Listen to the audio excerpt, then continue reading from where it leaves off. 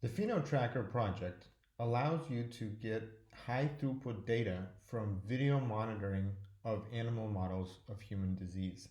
So here you can see a little preview of what the analysis looks like, and if you scroll down, you'll see a lot more information about what is being done, as well as some of the history of the project that we developed together with UCSF and DARPA.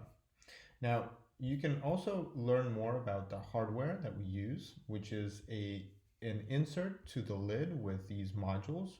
And you can see how the modules that are easily detachable from the lid could be converted into multiple types of sensors like microphones, UV illuminated camera capturing, and thermal camera as well. So you can see here an example of what the full cage kind of looks like. Now, if we go inside the tracker software here, I'm gonna log in with my Google account.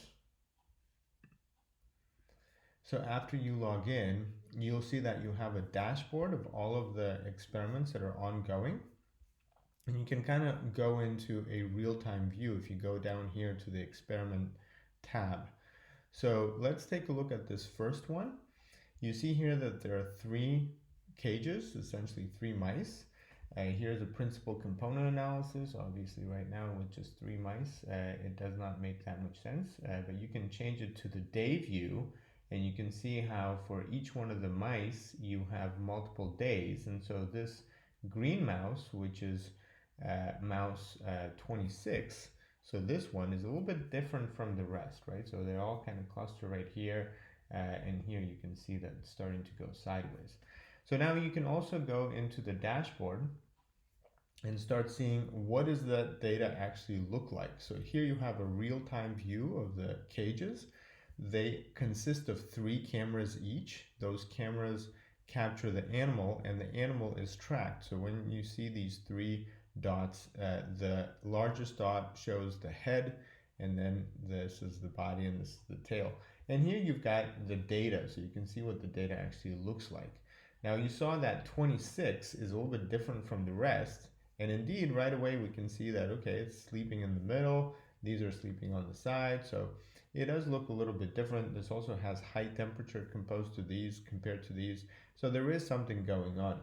Now if you go to the dashboard right here, you can see a real-time view with a heat map of where the location is in the past period of time of just maybe 10-30 minutes. And if you scroll down, you will start seeing the data. So if you scroll, if you kind of enlarge this, you can see the area changes, and we can remove that. Now you can see the speed. Let's remove some of these. Okay, so here you have speed, size, and temperature, right? So you have these spikes in temperature, for example, which is interesting. Now here at the bottom, you have a view. This is an automated system to track different types of activities. So for example, slow movement, moderate movement, fast movement. You can see that the fast movement does correlate with temperature, but not perfectly. You can see that some of the temperature is considered to be high. Now, this could be because of the camera normalization. In the beginning, you can kind of normalize everything if you place an object with the same temperature to make sure that it's capturing the right kind of information. And obviously, once you've seen this visually, you would like to analyze and understand what are the differences between these different mice or between different days.